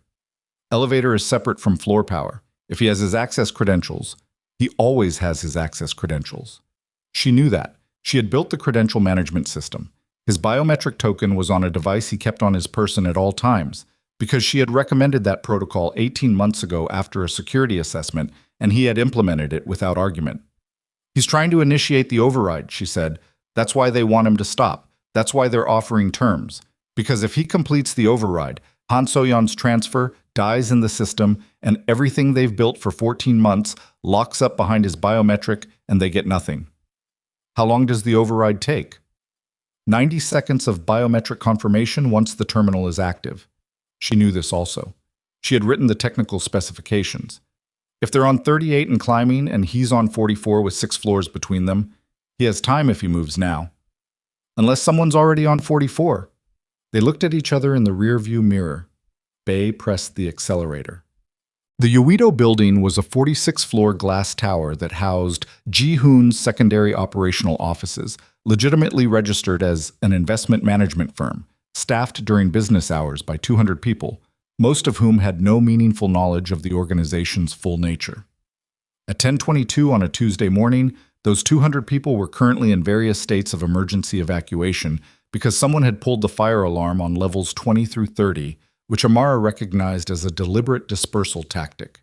Empty floors meant fewer witnesses. Fewer witnesses meant more operational freedom. She saw the evacuation stream from the car window as Bay pulled into the service entrance on the building's north face. Hundreds of people moving in the managed urgency of a fire drill, clustering on the plaza, looking at phones. Ordinary Tuesday morning interrupted. Bay had the case. He had 2 additional men who had arrived in a separate vehicle and met them at the service entrance. She recognized neither of them, but both moved like Bay moved. Economical, precise, no wasted energy. "You're staying on this level," Bay said to her at the service entrance door. "I told you. You told me you're not cargo. I heard you. You're also 11 weeks pregnant and there are armed men in that stairwell." He held the door. "There is a security monitoring room behind the service desk. It has feeds from every floor. You can see everything. You can reach me by radio." He produced a small earpiece and a handheld. "And you can keep working on whatever you're working on because that evidence is the second front of this fight, and you are the only one who can run it." She looked at him. She took the radio. She took the earpiece. 44, she said. "Get to 44. He went through the door. The other 2 followed. The door closed. She stood in the service entrance for 2 seconds. Then she went to find the monitoring room. The security desk was unmanned. The staff had joined the evacuation. She found the monitoring room behind it unlocked, a small windowless space with a bank of screens showing feeds from 46 floors and the surrounding exterior. She sat down in front of it and found 44 immediately. Ji-hoon was at the executive terminal. She could see him on the feed. The northeast corner office, the terminal active, the screen lit. He was seated at it, and there was one man with him she recognized as part of his personal detail, and the man was positioned at the office door, and the door was partially barricaded with the heavy conference table from the adjacent room. She grabbed the radio. "Bay, he's at the terminal. Northeast corner office. He's already started." Static. Then Bay's voice, breathing harder than normal. 39, clear, moving. She watched the feed from 38. 2 figures, black tactical clothing, faces covered, moving up the stairwell toward the door. She found the stairwell camera. She watched them hit the 38th floor landing and keep going. She found 39. Bay and his 2 men were moving through the floor, fast and low. She found 44 again, Ji-hoon at the terminal. The timer on the override sequence. She couldn't read the screen detail from the camera angle, but she knew the sequence. She'd written the specs, 90 seconds of biometric confirmation, rolling authentication. If it was interrupted mid-sequence, it reset entirely. She looked at the stairwell. The 2 hostiles were on 40 now. She found a third one she'd missed, already on 42, moving up from the other stairwell on the south face. "Bay." She kept her voice flat. "Third hostile, south stairwell, 42. A sound from the earpiece that might have been acknowledgement. "He has less than a minute," she said. "If they hit that door before the sequence completes." She watched the feed. She watched Ji-hoon at the terminal. She watched the 2 men on 40 and the one on 42 and Bay's team on 39 moving toward the north stairwell. And she understood, with the cold clarity that had been her companion for the past 3 weeks, that the geometry was wrong. Bay's team would intercept the north stairwell approach, but not the south. The hostile on 42 would reach 44 before any of Ji-hoon's people could reach him from below. She looked at the monitoring room. She looked at the service desk outside. She looked at the building schematic pinned to the wall next to the screen bank, the kind of schematic that fire safety regulations required in every secured room. She found the south stairwell access on this level. She stood up. She told herself very clearly and very deliberately that she was not doing this out of impulse. She was doing it because the geometry required it, and because she was the only variable with the access and the knowledge and the specific positioning to alter the calculation. And she was going to do it the same way she did everything, without shortcuts, without panic, one step at a time. She found the fire door. She found the stairwell. She started climbing. 42 floors. She needed 2. She needed to reach the south stairwell access on 44 before the hostile already on 42 did. And she needed to lock that door from the inside. And she needed to do it without being in the stairwell when he arrived. And she had approximately 90 seconds and 44 steps to accomplish all of it. She ran. Her shoulder from the gala, healed but not fully, A scar that pulled on cold mornings, burned at the first landing. She ignored it. The stairwell was concrete and metal, and the sound of her shoes on the steps was too loud, and she counted them anyway. One landing, two. And her lungs were already complaining because 11 weeks ago, her body had quietly redirected significant resources, and running upstairs was not a priority in that budget. She hit the 44th floor access door at the same moment she heard footsteps below her. Not above, below. He was still on the stairs beneath her. She had seconds. She pushed through the door. She was on the south corridor of 44. She could see the northeast corner office from here. 60 feet away, the door barricaded, Ji-hoon behind it. She grabbed the interior handle of the stairwell door and engaged the manual lock. A simple lever mechanism, the kind that required a physical key from the outside, and leaned against the wall and breathed. 8 seconds later, she felt the door handle move from the other side. It held. She breathed. Then she heard the crash from the north end of the corridor, the north stairwell door coming open. Different hostile, the two from the north face. They'd made 44 before Bay's team cut them. She saw them come through the corridor door, and she pressed back against the south wall and understood, in the particular way you understand things when all available options have been removed, that she was now in the corridor between the barricaded office and two armed men. They saw her. One of them raised his weapon. The other put his hand out. Not fire. Wait. And said something in Korean that she caught the shape of without the full content. Who is that? And the other one responded. And she understood the response clearly. The secretary. They knew who she was. She thought about the word quietly.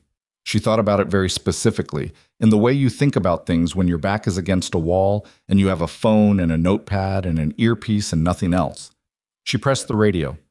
Bay, North Corridor, 44. I'm here. 2 hostiles between me and the office. South stairwell is locked. A burst of static.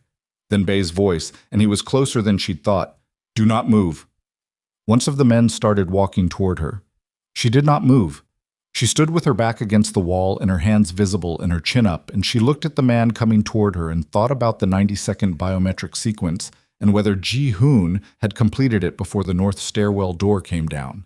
And she realized she was going to find out whatever happened next, because whatever happened next was already in motion, and there was no part of it she could calculate her way out of now. The man reached her. He grabbed her arm, not gentle, not performing gentleness, and pulled her in front of him, and she felt the cold, specific pressure of a weapon at the back of her head. And the corridor went very quiet, and from inside the northeast corner office she heard nothing at all, which was either the worst possible sign or the best, and she couldn't determine which. The barricade moved. The conference table scraped against the floor inside the office, a heavy grinding sound, and the door opened, and Ji-hoon stepped into the corridor. He looked at her. One look, comprehensive. She saw him take in the weapon at the back of her head, the man holding her, his partner at the other end of the corridor, the locked south door. She saw all of it register and none of it reach his face. Let her go, he said. Override sequence. The man with the weapon, he spoke Korean, but clearly, deliberately, aware she could understand. Did you complete it? Ji-hoon looked at him. Let her go and we'll discuss it. Did you complete the sequence? Let her go. If you completed the sequence, the man said, she has approximately 40 seconds before this becomes a different kind of conversation. Ji-hoon looked at Amara. She looked back at him. She thought about 90 seconds of biometric authentication and the crash of the north stairwell door and the timing between those two things and whether he'd had enough time. She looked at him and she thought, he is the only person in this corridor who knows the answer to that question. And he is the best reader of rooms she has ever encountered, and she has spent 18 months learning what his silences mean. She looked at his hands. His left hand was at his side, his right hand. She saw it, just barely. The access credential device held in his right hand, the biometric token, the small piece of hardware she'd made protocol 18 months ago. It was still active. The indicator light was green, sequence complete. She looked at his face. He looked at hers. In the specific silence between them, the one that wasn't empty, the one she'd learned to read, he said everything he needed to say without saying anything at all. She took a breath. She dropped her weight. It wasn't graceful. It wasn't trained. It was simply a woman who understood geometry dropping straight down, pulling her arm with her, making herself a problem for the man holding her in the precise moment she'd determined he was not expecting a problem, and the weapon went up instead of level, and she heard the crack of it discharging into the ceiling, and she was on the floor with her hands over her head, and the corridor erupted. Bay came through the south door. She'd locked it from the inside, but he had a key, of course he did. And the two additional men came from the north stairwell behind the hostiles, and it was over in the specific way these things are over, fast and loud, and then suddenly, completely silent. She was on the floor. The concrete was cold through her blazer. She was breathing very fast and her shoulder was screaming, and somewhere above her she could hear Ji-hoon saying her name. She looked up. He was crouching over her, and he had the expression on his face that she'd filed under Do Not Access and never looked at directly, and he had it turned on her completely unguarded, and she thought, that's going to be a problem. That specific expression is going to make every rational calculation I've made about this situation significantly more difficult. The override, she said. Her voice was steady. She was absurdly proud of that. Did you complete it? Yes. Han So-yeon's transfer. Dead in the system the moment it confirmed. He reached down and helped her up, and his hands were not gentle in the careful way of someone handling something fragile, but in the deliberate way of someone who was absolutely certain of what they were holding. You locked the south door.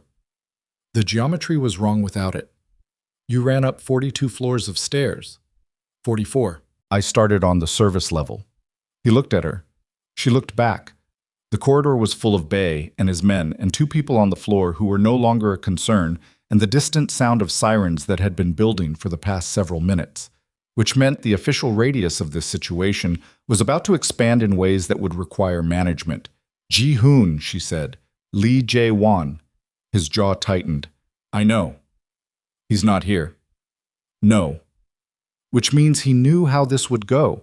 Which means he has a contingency we haven't. I know. He kept hold of her arm, not forceful, just held it. Bye. Bay appeared at his shoulder. Sir? Lee's location. We're working on it. A pause. His car left his Hanam-dong residence at 9:40. Destination unknown. His phone is off. Ji-hoon nodded once. He looked at Amara. She could see him doing what he always did, cataloging, filing, deciding. But it was different now. The inventory had a different quality, something that included her in the account, rather than assessing her from outside it. The evidence is preserved, she said. Everything. 3 independent servers, external jurisdiction. The consultant has the full chain, including the 4th-person identification. She paused. Even if Lee disappears tonight, the financial case is complete. Any competent authority can prosecute from what we have. I'm not interested in prosecution, Ji-hoon said. I know. She looked at him steadily. But you might need to become interested in it. If this ends with bodies and no documentation, you lose the legitimacy argument. You lose the transformation argument. She paused. You lose the future argument. He was quiet for a moment. The sirens were louder. You've been thinking about this since last night, he said. I've been thinking about it for 3 weeks, she said. I had a lot of time on the bathroom floor. Something moved across his face. Brief, real, gone. We need to move. Yes. You're going to a medical facility. That is also not a discussion. He looked at her shoulder, which she realized was bleeding again through her blazer. The old wound, the gala wound, reopened somewhere in the stairwell or the drop to the floor she hadn't noticed until now. You ran 44 flights with a shoulder that isn't fully healed and you're... He stopped. 11 weeks, she said. 11 weeks, he said. You're going to a medical facility. She looked at the blood on her sleeve. She thought about the baby who did not know any of this. She thought about the corridor she'd just been standing in with a weapon at the back of her head. And she felt, for the first time since the whole thing had started, the full weight of what she'd been carrying. Not the evidence, not the secret, not the plan. The actual weight of it. The complete accumulated mass of 6 weeks of deciding alone. She was very tired. Okay, she said. He didn't let go of her arm. She didn't ask him to, but was already on the radio, coordinating, and the corridor was being managed and the sirens were at the building now. And somewhere in Seoul, a man named Lee Jae-won was moving toward a contingency they hadn't found yet, and the organization had just survived the worst breach of its 30-year existence by a margin of seconds and geometry, and a woman who had done the math on a stairwell, and none of it was over. Not fully, not yet. But the override was complete, and the evidence was preserved, and the man next to her was alive. And those three facts were the only math that mattered. In the medical facility was a private clinic in Mapogu that Ji-hoon's organization maintained for exactly these situations. Injuries that couldn't be explained at a public hospital, conditions that required discretion. Amara had arranged the facility's supply contracts 14 months ago. She had never expected to be a patient in it. The shoulder required 6 stitches. The doctor, a compact, quiet woman in her 50s named Shin, who asked no questions beyond the medically necessary, cleaned and closed the wound with the efficient economy of someone who had done this many times before in rooms like this one. Amara sat on the examination table and held herself still and stared at the wall and let it happen. Ji-hoon stood in the corner of the room. He had not been asked to leave, and he had not offered to. He stood with his arms at his sides and watched the doctor work and said nothing. When it was done, Dr. Shin said, "The baby is fine. Heartbeat is strong, but you need to rest. Actual rest, not desk rest." Amara looked at her. "You checked?" "You told me you were 11 weeks pregnant when you came in." "Of course I checked." She pulled off her gloves. "The stress markers in your system are significant. The body accommodates, but it has limits." She glanced briefly at Ji-hoon. "Both of you should understand that." She left them alone. The room was small and smelled of antiseptic, and the window above the examination table showed a slice of Seoul sky, pale and cloudless, the kind of sky that didn't know what had just happened and didn't care. Ji-hoon crossed the room and sat in the chair beside the table. He sat close, not touching, just close, the way he'd stood in the corridor on 44, present in a way that was different from every other way he'd ever occupied a room near her. "Lee," she said, "Bay has people on it. He has a contingency. He left before 9:40. That's almost 2 hours of lid." "Amara." She stopped. "The override is in place," he said. "The financial evidence is preserved. His contingency, whatever it is, cannot touch the organization's assets. He has nowhere to go with this that doesn't end with him answerable to what you built." He paused. "Let Bay work." She looked at her hands. There was blood under her thumbnail she hadn't cleaned. She worked at it with her other hand and said, "The green notebook, item 7. He was quiet. "I was afraid," she said. That's the honest answer. I was afraid of what it would mean to have a child inside all of this. I was afraid of what it would mean to ask you for anything and have it change what we were to each other, whatever that was. I was afraid that if I stayed, eventually something would happen that I wouldn't be able to protect it from." She looked up. "Today almost proved me right." "It didn't," he said. It came close." "Close is not the same as right." He held her gaze. "You locked a stairwell door. You ran 44 floors. You did the math in a corridor with a gun at your head, and you were still doing the math." He stopped. Then, "You are the least helpless person I have ever met, and you spent 6 weeks planning to disappear because you thought I couldn't protect you." "I thought the world around you couldn't protect me," she said. "There's a difference." He absorbed that. She watched him absorb it, the jaw, the controlled stillness, the work of not reacting that she'd read 100 times and could now name for what it was. "You're not wrong," he said. "I know. It doesn't mean the answer was to leave. I know that now too." They sat with that. The clinic was quiet around them. Somewhere in the building a phone rang and was answered and rang no more. "I'm going to change things," he said. "The organization, the structure. He stopped, started differently. "There are parts of what we do that cannot continue. I've known that for a long time, and I've managed it rather than addressing it because managing it was easier." He looked at the window. Lee understood that. He used it. He built his position on being the person who helped me manage the parts I didn't want to confront. And Han So-yeon? She was recruited by Lee 2 years before she came to us. The recommendation, the references, all of it was his construction. His voice was flat, not emotionless. The opposite, controlled in the way of something that runs very deep. She was always a mechanism, not a person making a choice, a mechanism he placed and waited to use. Amara thought about Han So-yeon's precise 903 report, the shell dissolutions, the misdirection. She'll cooperate with the investigation? She's already talking. Bay's team reached her at the Yoido building before she finished the evacuation. A pause. She's scared. Lee made promises to her that she's beginning to understand he never intended to keep. People who build mechanisms don't prioritize the mechanisms, Amar said. No. He looked back at her. They prioritize the outcome. She thought about 14 months of constructed extraction, the patience of it, the architecture. She thought about a man who had stood at a funeral and helped a son manage his grief and had been building something else entirely at the same time, with the long, deliberate patience of someone who was very certain of how it would end. Where would he go, she said. It wasn't a question she expected him to answer. She was thinking out loud, the way she thought when the problem was still open, running the variables. He needs to be somewhere outside your reach, outside Korean jurisdiction ideally. He has external relationships, the surveillance capability we identified. That requires a patron. She pressed her fingers to the side of her neck. What external relationship does Lee have that would shelter him if the financial case collapses here? Ji-hoon was very still. Then, Shin Woo-jin. She waited. He's an independent operator. Financial infrastructure, mostly. He provides banking architecture for organizations that can't use conventional channels. He has residency in 3 countries and jurisdictional immunity in 2 of them. Ji-hoon's voice had gone somewhere cold. He and Lee have had a relationship for at least 8 years. I knew about it. Lee disclosed it as a professional contact, said he used Shin's network for legitimate currency hedging.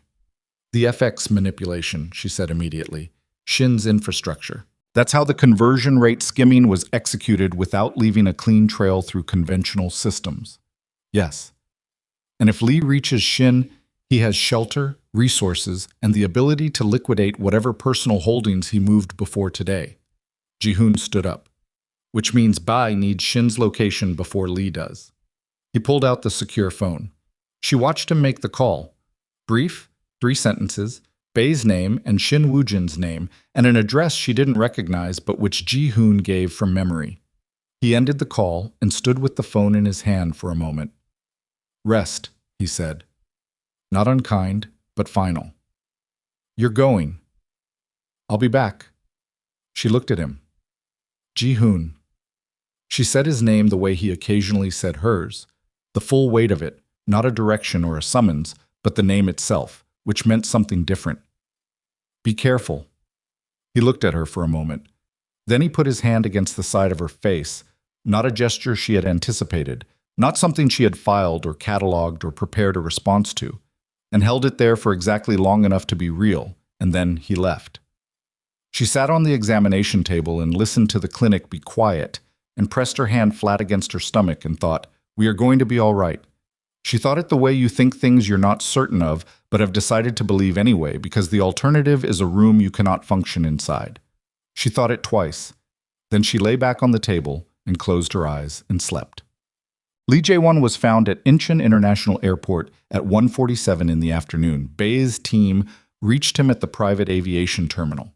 Not the commercial gates, the private facility on the airport's south end, where chartered flights departed without the full weight of conventional passenger processing. He had a bag. He had a passport that was not his primary Korean identity document. He had a one-way charter filed for Macau, which would connect to a second flight that Bai's people found registered under a third name to a jurisdiction in Southeast Asia that had no extradition relationship with Korea. He had been 40 minutes from being beyond reach. Amara learned this at 3:15 when Ji-hoon called the clinic.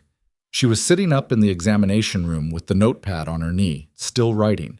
She had woken from an hour of flat, unconscious sleep and found her hand reaching for the pen before she was fully aware of being awake. Because there were still things to document, and documentation was the ground she stood on. It's done, Ji-hoon said. She let the breath out. He's in custody? Our custody, for now. A pause. He'll be transferred to the appropriate authorities within 24 hours, along with everything you built. She thought about what that meant. The appropriate authorities, the evidence package, the forensic consultant's preserved files, the chain of custody she'd established across 3 external servers. It meant this was going to become official. It meant it was going to move beyond Ji-hoon's operational control into a process that had its own momentum and its own conclusion. He'll try to negotiate, she said. He already has. What did he offer? A brief silence. Information on 3 other organizations. Names, structures, financial channels. He says he's been building dossiers for years. Insurance. Is it credible? Probably. Lee has always understood that the most valuable currency is what other people want kept quiet. Ji-hoon's voice was even. He'll get a reduced exposure in exchange for the information. He won't get away clean, but he won't get the full accounting either. She sat with that. Does that bother you? Yes. But you'll accept it. The appropriate authorities will accept it. I won't have a choice in what they do. He paused. You were right about that. The legitimacy argument. The documentation matters more than the outcome I'd prefer. She heard what that cost him. She didn't acknowledge it directly because he wouldn't want her to. Choi and Park? Both in custody. Choi's lawyer is already in motion. Park hasn't said a word since this morning, and I don't expect him to. A pause. Han So-yeon is cooperating fully. Her testimony will cover the financial architecture in detail that corroborates everything in your documentation. She should have legal representation before she says anything further. She has it. And the employees, the 200 people in the Uedo building this morning? Full pay continuation. No one on the operational staff is implicated in any of this. His voice shifted slightly. Something that wasn't quite warmth, but was its structural equivalent. You asked about them 3 weeks ago, in the notepad, item 12. She had. Innocent employees, what happens to them? You read the notebook. After you left my office last night, I read it.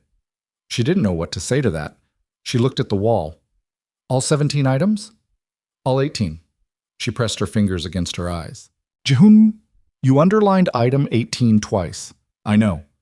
And then you crossed it out and wrote something else. I know. Tell me, he said. What was the original item 18? She thought about the sidewalk outside the convenience store in Mapo-gu, the fluorescent light and the city moving around her and her hand pressing against her stomach, and the decision she'd made that was not about him, but was entirely about him. Finish building the case before you go, she said. He was quiet for a moment. And then you crossed it out. And wrote something else. What did you write? She looked at the window. The slice of Seoul sky had gone to the particular blue-gray of late afternoon, the light losing its hardness, the city settling into itself the way it did every evening without consulting anyone's situation. Tell him, she said. The silence on the line was the good kind, the kind she'd learned to read. Come home, he said. I'll send the car. She looked at the notepad on her knee, at the pages of names and numbers and the green notebook beside it with its 17 items, most of them now irrelevant, at the blood she'd finally cleaned from under her thumbnail while she slept, at her hands, which were steady, which were, she noted with some private gratitude, still steady. Okay, she said. The weeks that followed were not easy. She had not expected them to be. The official investigation opened on a Wednesday and consumed the next 6 weeks in a way that made the previous crisis feel, in some respects, more manageable.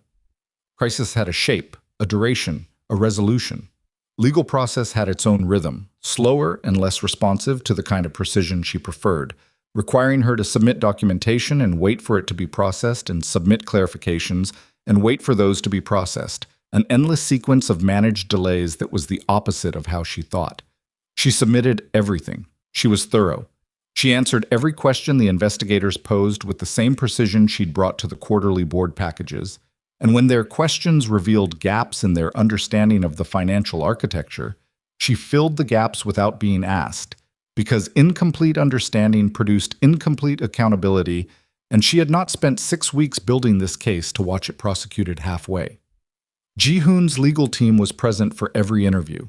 She had requested that they not be, on the grounds that her cooperation was unconditional, and having organizational counsel present created an optic she didn't want attached to the testimony. Ji-hoon had overridden the request with 2 words, non-negotiable, and she had decided that some arguments were not worth the energy they required. She was right about Lee Jae-won. He negotiated. He produced 3 dossiers, thick, meticulously documented, covering organizations she'd heard referenced in passing and never fully understood. The investigators accepted the exchange. Lee received a sentence that was substantially reduced from what the financial case alone would have produced, in a jurisdiction that was not Korea, under an agreement that required his permanent exile from the country and the complete surrender of all identified assets. Ji-hoon did not comment on the outcome when it was confirmed. He sat across from her in his office, the 41st floor, the windows, the Han River, and read the settlement summary she placed on his desk, and he was quiet for a long moment, and then he said, "It's enough." She looked at him. "Is it?" He met her eyes. "Lee spent 14 years as my most trusted person and used every one of those years to build a case against me. The appropriate accounting for that is a number I can't give you. So yes, what we have is enough." He set the summary down. "Move on." She moved on. Han So-yeon's cooperation produced something unexpected, a complete map of the external relationship network Lee had cultivated over 8 years. The map included Shin Woo-jin's full operational structure, the banking infrastructure, the client list, the jurisdictional arrangements. The investigators found it considerably more valuable than Lee's 3 dossiers. Shin Woo-jin's network unraveled over the following 3 months in ways that affected organizations across 4 countries, a process Amara followed through official reports rather than direct involvement. Sitting in the east-facing apartment in the early morning with tea, she actually drank now, and reading the structured collapse of something that had taken years to build. She had moved into a proper apartment by then, not the secured residence that had been for the immediate crisis period, but a real place in Yongsan-gu, with windows that faced west and a kitchen large enough to actually function in, and a second bedroom she had furnished with deliberate practicality and no sentimentality at all. Ji-hoon had come to see it once, in the second week after she moved in. He stood in the second bedroom doorway and looked at the flat-pack furniture she hadn't finished assembling and said nothing for a moment. "The dresser needs the third drawer reseated," she said from behind him. "I stripped the guide rail." He looked at the dresser. He looked at the unassembled sections against the wall. "You've been doing this alone." "I like assembling furniture. It's methodical." He turned around. She was standing in the hallway with a screwdriver she'd bought at the hardware store on the corner and ink on her left hand from the instruction diagram she'd annotated. He looked at her the way he'd looked at the green notebook, like something that was not what he'd expected and was more than he knew how to process in one look. "Move in," she said. He didn't react immediately. She had gotten better at waiting out his non-reactions. "I'm not asking because I need help with the furniture," she said. "I'm asking because I have spent 6 weeks managing an official investigation and running your administrative operations remotely from this apartment and growing a human being, and I am 31 years old and I am very tired of doing everything alone." She paused. "You said not any more in that room on the 23rd floor. I'm asking you to mean it." He was quiet for 4 seconds. She counted them. "The dresser," he said. "Yes." "I'll fix the drawer." "That's not an answer to the question." He crossed the hallway and took the screwdriver from her hand and went into the second bedroom and crouched in front of the dresser. She leaned in the doorway and watched him examine the stripped guide rail with the same inventory focus he brought to everything that required assessment. "I'll move my things this weekend," he said without looking up. She uncrossed her arms. She felt something in her chest that wasn't quite relief and wasn't quite satisfaction, and was, she decided, simply the particular weight of a decision landing correctly. Not perfectly, not without complexity, but correctly. "There's a condition," she said. He looked up. "The transformation. The things you told me you needed to change about the organization." She held his gaze. "I'm not watching from the administrative side while you manage it. I'm at the table." He studied her. "You want a seat at the board. I want the actual role, not the functional one I've been performing unpaid for 6 months. Chief Operating Officer. The title, the authority, the accountability structure." She paused. "You know what I can do. You've watched me do it. Stop pretending my value to this organization is that I'm good at scheduling." The corner of his mouth moved. Not a smile. The precursor to one, the specific asymmetric expression she'd cataloged without naming, that she now allowed herself to name. "You've been building this argument for a while. Since approximately week 3, when I finished item 17. What was item 17? She pushed off the doorframe and went to the kitchen. "Fix the drawer and I'll tell you." He fixed the drawer. She made dinner, real dinner, the first time in weeks she'd had the combination of time and appetite and functioning kitchen space to do it. and they ate at the table by the west-facing windows with Seoul going orange and purple outside. The city in that particular end-of-day transformation that made even familiar skylines look briefly like something worth stopping for. She told him item 17. It was simple. Decide what you're worth fighting for. She'd written it on the sidewalk outside the convenience store, and it had been the last thing she wrote before going back to the building, and she'd never crossed it out. He was quiet while she told him. Then, "And your answer?" "You already know my answer," she said. "I went back." He looked at her across the table. The light was going. The city was settling. She had 6 stitches healing in her shoulder and a baby she could now feel as a new kind of gravity in her body, and a job title she had just negotiated over furniture assembly. And she was the least romantic person she knew, and yet she sat in that light and understood that this was what it looked like when the right thing was also the hard thing, and you chose it anyway. "Chief Operating Officer," he said. "Yes." "The board will require a formal presentation. I have 17 items of documented performance data and a 6-week investigation I personally constructed. The presentation will take 11 minutes.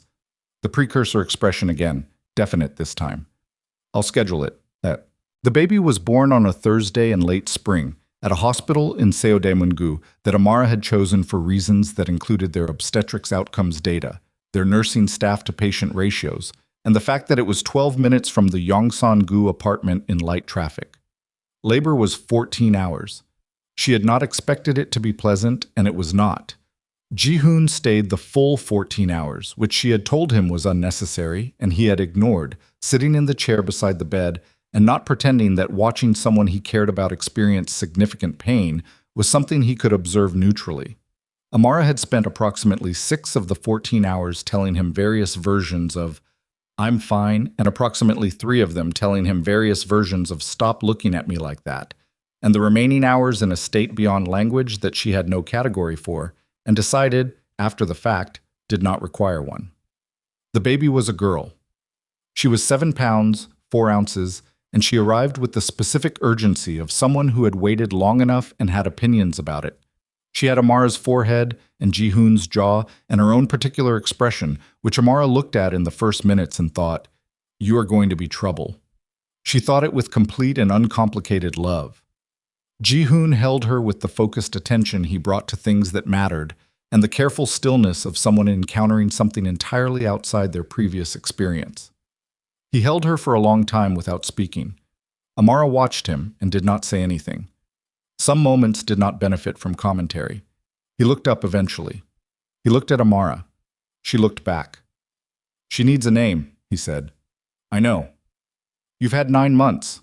I've had 9 months of an official investigation, a board presentation, a complete organizational restructuring, 2 regulatory audits, and a 3rd trimester insomnia pattern that I do not recommend."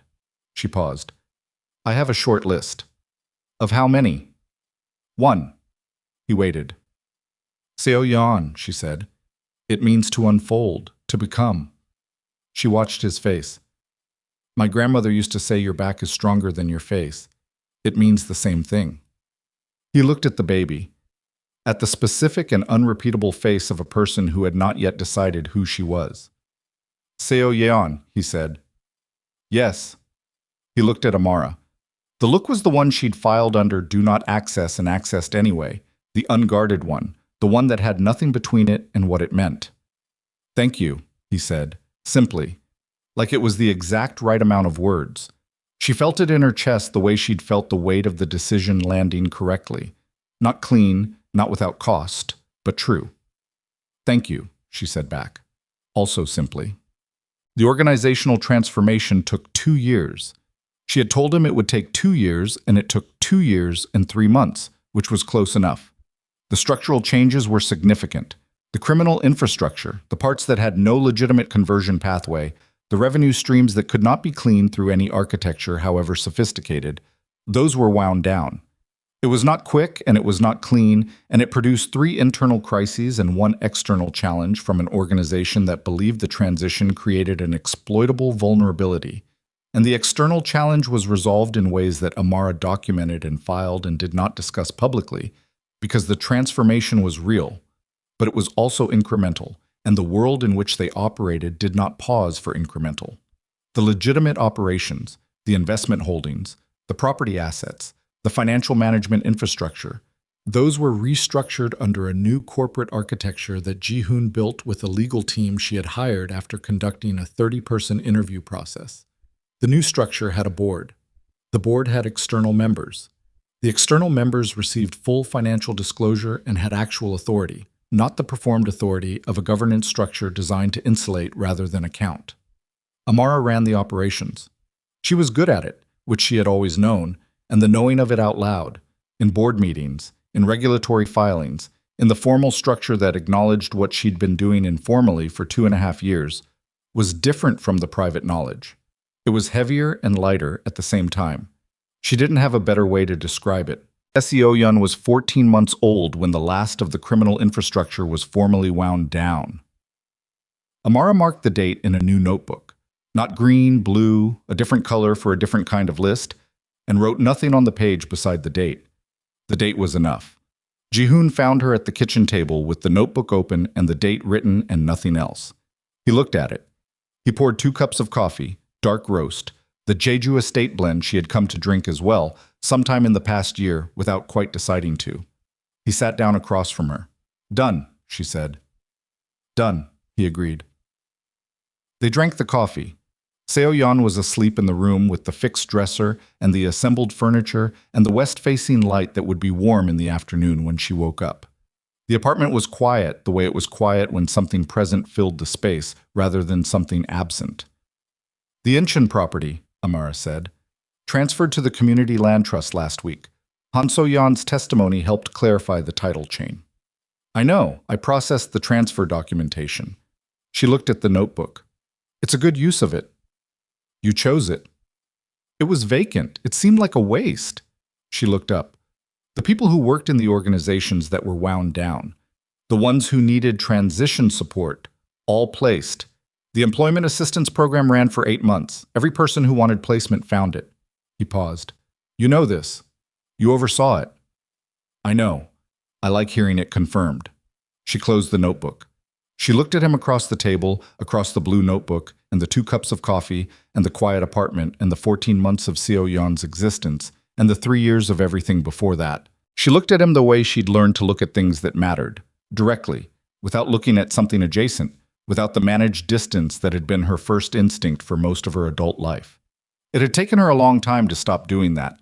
She wasn't entirely sure when she had stopped. Somewhere in the past 3 years, it had simply become less necessary than looking at what was actually there. "The board wants a 5-year projection," she said. "I know. I've started the model. I know that too. It's optimistic in year 3. Your models are always conservative." He reached across the table and turned the blue notebook to face him and opened it to the first page where she'd written the date and nothing else. He looked at it. He looked at her. "What was item 1 in this one?" She thought about the sidewalk outside the convenience store, the old green notebook and its 17 items, and the single crossed-out line and the 2 words she'd written instead. She thought about what it had cost to write them, and what it had cost to honor them, and the complicated arithmetic of whether the cost was proportionate to what she'd gotten, which she had run many times and arrived at the same answer. She reached across the table. She took the notebook back.